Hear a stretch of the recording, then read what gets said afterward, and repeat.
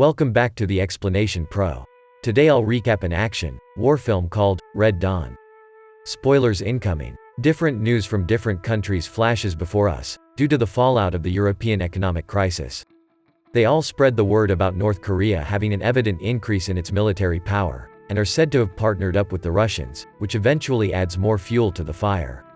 In spite of such news, a football match between the Wolverines and the Titans is being held in the town of Spokane, Washington. One of the players in the Wolverines, named Matt Eckert, starts to get frustrated in the game as their opponent is taking the lead.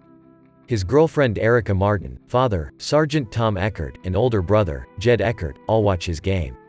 Unfortunately, their team loses by 3 points against their visiting opponent. After the game, Jed enjoys a drink at a nearby bar, where he is suddenly approached by Toni Walsh. At first, he didn't remember her, but she then explains that their family had gone on a camping trip together. While the two are talking to each other, Matt and Erica then enter the same bar and wish to enjoy themselves after a long day. However, the fun is suddenly put to a halt as the town's power shuts down, leading to everyone going back home. Jed is the first one to go home, and there he continues to drink on their porch. Later on, Matt also arrives and asks his father if he saw his game, where Tom replies how he is proud of his son. He then leaves the two, as he attends his night shift at work. The two then show their messy relationship, by bickering as any normal sibling does, before going to bed. On the following day, strong rumbling awakes the two. And as they go outside, they are shocked to see more than 100 North Korean soldiers and aircraft in their town. The terror adds up in their town as one of the North Korean aircraft crashes into a nearby house. Without any hesitation, they quickly enter their truck to go and find their father. Luckily, their father has the same idea of meeting with his sons, and so they bump into one another along the way, to which Tom instructs them to tail behind him. Not long enough, Tom's police vehicle runs over a North Korean soldier and eventually crashes into a parked car. He then tells his boys to go to their family cabin in the woods, with him choosing to stay and help the civilians. Matt refuses to leave his father, but to Tom's request, Jed pulls him back to their truck to escape the chaos. Matt then asks his brother for them to go and save Erica, where their journey includes crashing through fences to avoid the enemy. Unfortunately, Erica and her family are already caught by the soldiers, so they can only leave her behind and prioritize their safety. As they hurriedly escape, best friends Robert and Daryl, with an unknown man, hop on their trunk. Two other vehicles follow them along, but their truck crashes with Captain Cho, the one who leads the North Korean soldiers in their town, resulting in the unknown man in their trunk being thrown to the enemy's windshield. They also lose another vehicle on their way, with only 7 of them left. As they reach the cabin, Jed takes up the responsibility of leading them, and quickly orders them to grab things that are essential, like food and weapons. As it gets dark, Danny and Tony also come to the cabin and join the group. Pete then questions Jed's leadership, which annoys him, and so he humiliates Pete in front of the others by pushing him to the ground. The next morning, Pete and his buddy leave the group behind and took all of their food. Jed then commands everyone to hide all of their weapons and valuable things, as well as to stay alert since Pete knows where they are. He and Matt then go to scout what's happening down the city, and as they go back, they see Danny and the others running towards them, informing them that the North Koreans had found them. They all hide nearby the cabin, where they see Pete being the one who ratted them out to the enemy. Captain Cho then brings out Daryl's father and Tom, to be used as bait for the kids. After Daryl's father calls out for them, Tom then tells them to continue to fight and stop the war, prompting Captain Cho to kill him. Leaving them with no other choice, the group eventually chooses to fight for their country. They start to train and observe their enemy under Jed's training, since he used to serve the army. Seeing that they need better weapons to fight, they devise a plan where they will lure the enemy soldiers into their trap. Wherein Tony pretends to have something up her sleeves and prompts the enemy to follow her. As they go to an alley, Jed and the others pop up on the ground and shoot at the soldiers, to which they successfully gain weapons from them.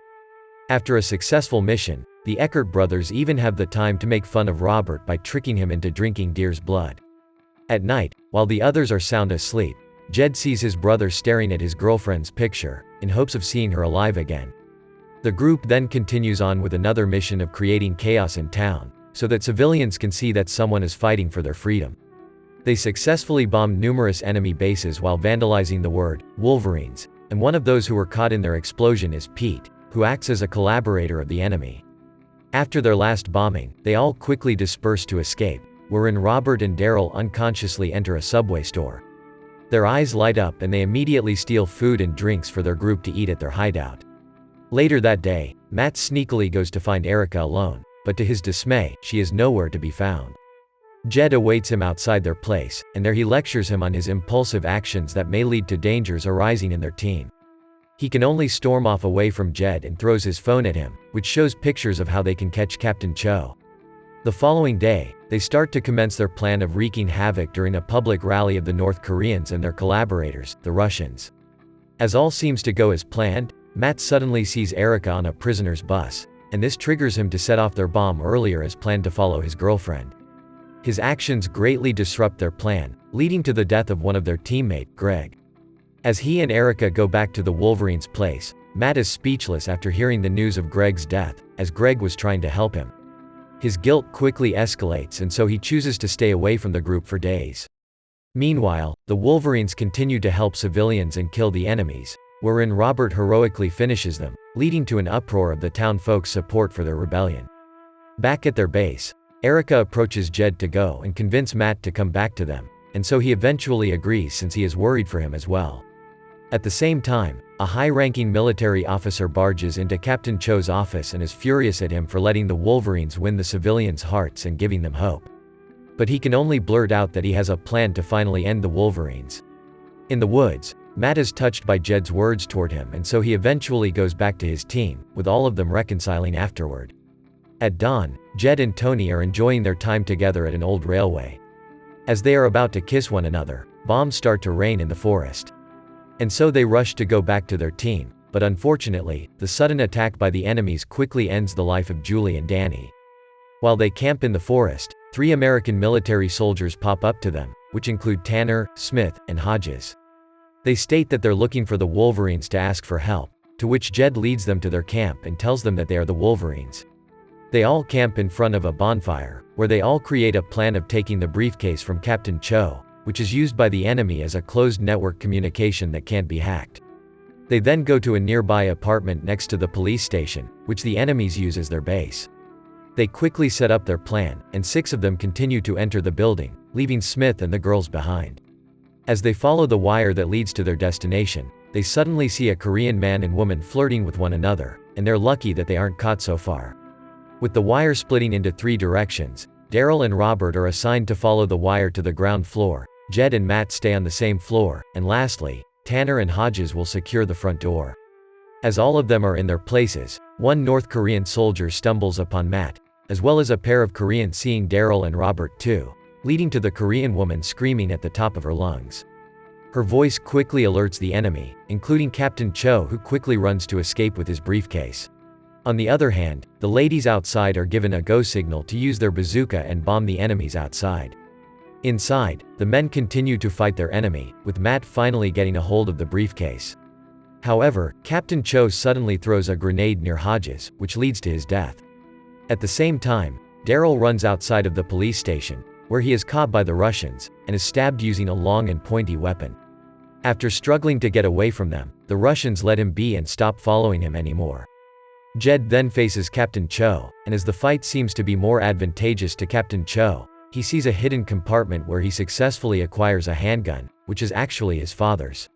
He quickly shoots at Captain Cho, and finally ends his life. With the briefcase finally safe in their own hands, they all go back to their new hideout to heal wounds, and talk to one another. Jed then calls his brother, where he awkwardly tells him how proud he is of Matt, and their relationship as siblings gradually grows deeper. After that, Jed then starts to walk toward Tony to get his beer. And being one of the biggest plot twists in the film, Jed is suddenly shot in his head, with screams of Tony ringing throughout the place. Amidst the sudden attack of the North Korean soldiers, they quickly find an escape route for them. He then goes back to put Tony back to her senses and leaves Jed's lifeless body behind. They all successfully escape from their enemies and drive away until morning. Their car stops by in the middle of the road, with Matt being confused as to how they were tracked. Robert suddenly realizes Daryl's wound, where he sees that it isn't a simple knife wound, but it is actually a gadget that tagged Daryl with a GPS device. They all come to realize this, and Tony attempts to hurt Daryl and blame him for the death of his beloved Jed, but Daryl is innocent and doesn't know this as well. In the end, Daryl makes a decision of letting the team leave him behind with a weapon and some equipment, so that they won't be tracked again.